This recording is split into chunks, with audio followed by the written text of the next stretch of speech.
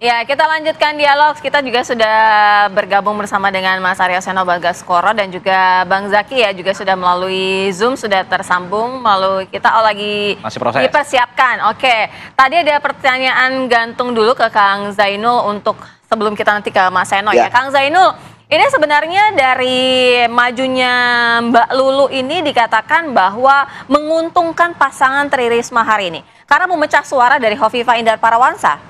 Kang Zainul. Saya kira itu tidak beralasan ya tuduhan itu, karena kita ini PKB di Jawa Timur pemenang pemilu. Karena kita pemenang pemilu tentu kita ingin pemenang di Pilgub juga. Jadi itu menurut saya tidak tepat kalau dikatakan Mbak Lulu ini dimasukkan untuk memecah suaranya Bu Hovifah. Tidak. Kenapa? Karena Mbak Lulu sendiri punya rekam jejak di Jawa Tengah. Beliau memecahkan telur PKB di basisnya PDIP, basisnya Mas Seno ini. Jadi nggak ada alasan kita untuk kemudian memberikan ruang gitu ya kepada Bu Risma untuk bisa memenangkan Pilgub dengan cara memecah suaranya Bu Hovifah. Sama sekali tidak. Justru pasangan kita Mbak Lulu dan Mas Lukman ini adalah yang akan memenangkan di Pilgub Jawa Timur gitu. Jadi saya kira itu clear ya. Optimis tinggi. Dan juga strategi kita. Nah, udah disenggol langsung, Mas Seno. Justru bahkan sebaliknya nih, justru bisa saya Tri Risma hari ini kalah oleh pasangan Lulu dan Lukmanul Hakim. Ya boleh, memang harus optimis semuanya Mas ya. Artinya dalam kontestasi pilkada ya semuanya harus optimis menang. Nah, dalam konteks kami juga punya alasan kenapa kami yakin optimis menang. Di saat Bu Risma beberapa waktu yang lalu sebelum dideklarasikan saja, survei Litbang Kompas terakhir, itu suara elektabilitas Bu Risma sudah di angka belasan persen menuju ke 20%. Artinya apa? Ini Pilgub sangat kompetitif di Jawa Timur. Masyarakat Jatim ternyata sangat terbuka terhadap opsi-opsi evaluasi terhadap pemerintahan yang sudah ada saat ini, dan kemungkinan akan adanya opsi-opsi calon-calon baru dapat ikut serta dalam kontestasi. Buat kami ini menunjukkan bahwa ada kemungkinan perbedaan ruang demokratis yang menarik di Jawa Timur. Apalagi hari ini 3 Sri Kandi ini dimungkinkan untuk berkontestasi pasca putusan MK yang kemarin sangat kental dengan isu demokrasi. Jadi buat kami suatu hal yang baik. Nah, kenapa kami mempersiapkan tokoh yang buat kami nggak kaleng-kaleng ya? Ini seorang menteri sosial yang sampai mundur dari jabatannya, lalu 2 kali pernah menjadi wali kota Surabaya dengan prestasi yang demikian gemilang. Karena kami merasa bahwa Jawa Timur ini di waktu yang akan datang, ini dalam waktu yang cukup singkat, akan segera menjadi fokus ekonomi konsentrasi baru. Kenapa begitu? Karena IKN akan dipindah. Artinya ibu kota negara akan pindah ke Pulau Kalimantan, yang mana ekonomi kita akan bergeser ke timur. Nah, Jawa Timur di sini akan menjadi hub baru dengan menyambungkan ekonomi dari Indonesia Tengah ke Indonesia Indonesia Timur. Nah, ini memainkan peranan penting. Butuh tokoh yang punya reputasi internasional yang nggak kaleng-kaleng. Nah, Bu Risma ini nggak main-main. Waktu di wali kota Surabaya berkali-kali dapat penghargaan internasional. Buat kami ini tokoh yang sangat kompetitif. Mas Seno, PDI Perjuangan memang banyak sekali suaranya di Surabaya Raya. Tapi bagaimana dengan di Tapal Kuda yang didominasi dengan NU dan PKB? Ya, hari ini kan pakem sosiologis yang kita pahami memang ada pakem nasionalis religius. Dan di Jawa Timur kita dari tahun ke tahun, dari masa ke masa menghargai pakem tersebut. Maka dari itu dipilihlah tokoh Gus Hans menjadi wakil dari Bu Risma. Yang kita tahu Gus Hans ini adalah seorang santri yang kuat di Jombang, besar di Darul Ulum. Keluarga besarnya adalah pengasuh pondok pesantren Darul Ulum Jombang, dan punya jaringan yang baik ke kiai-kiai kultural di kampung-kampung. Jadi memang bukan kiai NU struktural atau kiai besar gitu ya, tapi kiai-kiai kampung yang memang ini jaringannya di mana-mana, kecil tapi di mana-mana, menyebar kemana-mana. Sehingga kami yakin bahwa pasangan ini dapat merepresentasikan dynamic duo, kepemimpinan Dwi Tunggal, antara kepemimpinan perempuan yang firm, yang itu kuat, yang itu punya rekam jejak teknis birokratis panjang, dengan kepemimpinan kaum santri yang usianya masih muda ini, Gus Hans gitu. Jadi kami yakin bahwa pilkada bukan hanya persoalan mesin elektoral atau endorsement politik dari tokoh saja, tapi juga soal ketokohan dari siapa calon yang kita usung. Nah, ketokohan Bu Risma saya rasa paten di Jawa Timur.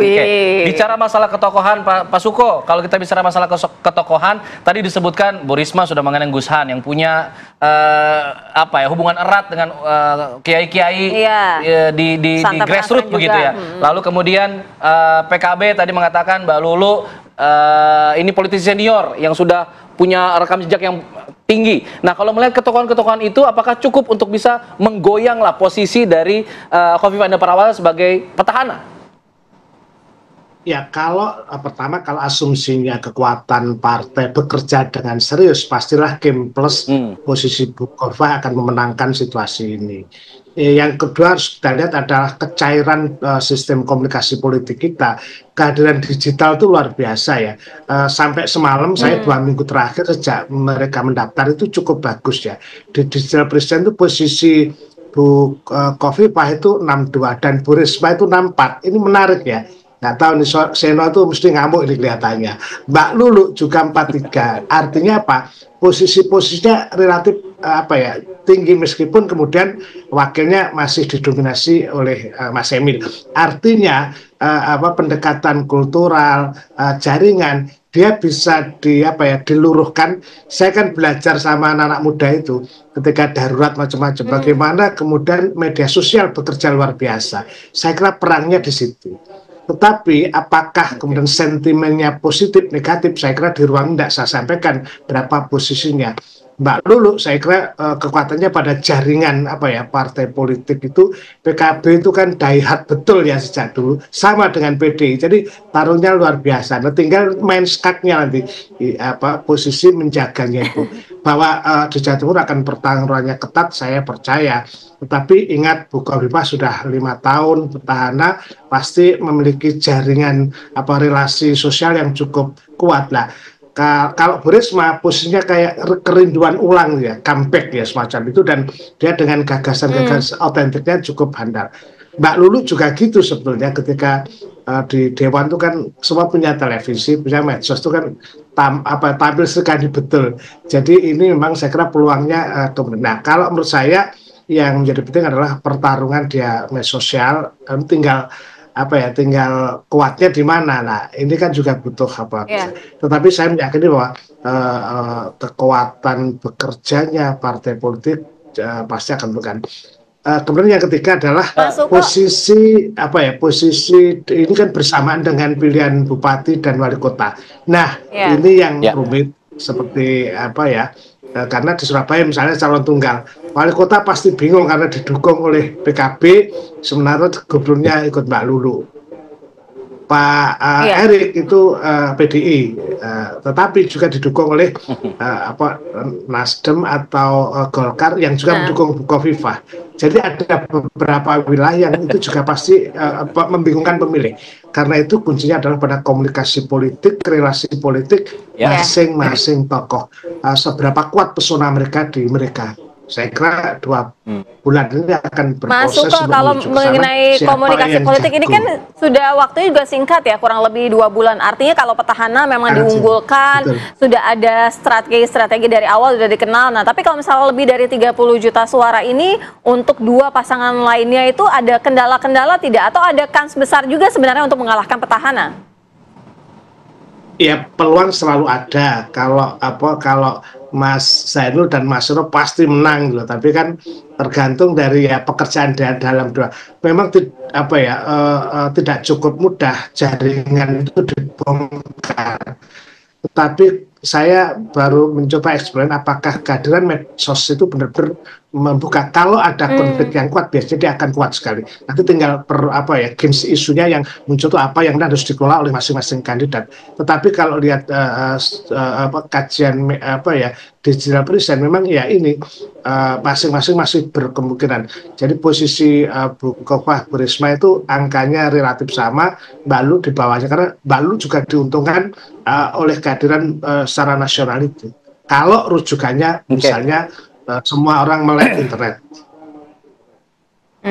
Oke, saya ingin ke Kang Zainul. Kang Zainul, kalau kita bicara masalah suara Nahdliyin, karena kita judulnya berebut suara Nahdliyin dan juga Marhaen nih. Nah, kalau menurut hasil survei terakhir, katakanlah dari Litbang Kompas ya, dari 31 juta pemilih, setengahnya itu separuhnya itu 50,6% itu suara NU, suara NU. Tapi mereka katanya sudah belum tahu kemana arah pilihan mereka. Separuhnya lagi 27,3% mendapatkan dukungan untuk mendukung Khofifah. 14,5% mendukung Risma. Nah, yang mendukung Lulu di sini belum terbaca secara signifikan begitu. Bagaimana Anda menanggapinya? Ya, itu nanti akan ditentukan melalui mesin politik ya, Bang Alfat ya.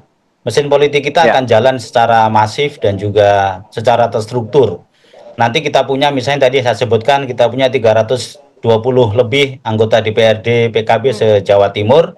Nanti akan berjalan dengan maksimal, ditopang dengan figur-figur dari jaringan pesantren, para kiai, gus, dan juga para bunyai yang kita punya selama ini sebagai penopang utama dari elektoral PKB. Di Tapal Kuda kita sangat kuat, Oke. ya, sangat kuat. Kita Oke. punya jaringan para bunyai dan juga para kiai dan gus yang selama ini sudah terjalin dengan sangat erat, dan hari ini satu barisan ya, satu kekuatan menyatu di Mbak Lulu dan juga Mas Lukman di Situbondo, di Banyuwangi, dan juga di Probolinggo. Kita cukup kuat jaringan kiai-kiai kita dan juga pesantren kita yang akan menopang elektoral dari Mbak Lulu dan juga Mas Lukman. Jadi kalau sekarang misalnya belum muncul di survei karena memang istilahnya mesin politik kita baru akan jalan dalam waktu beberapa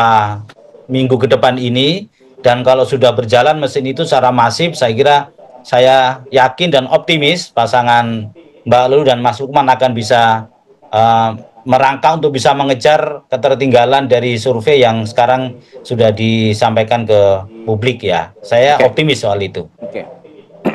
Ya, bicara masalah mesin politik, tentu Iya. PDIP mesin politiknya tidak diragukan lah. Kita Iya. bisa acungkan jempol untuk PDIP, apalagi di Jawa Timur. Nah, kalau untuk PDIP sendiri, memang fokusnya ini untuk kemarahannya sendiri, atau memang ada fokus-fokus tertutup mengambil suara Nahdliyin secara signifikan? Ya. Tapi dijawab saja. Oh, gitu. Tahan dulu. Kami kembali saat lagi di sini di Apa Kabar Indonesia Pagi.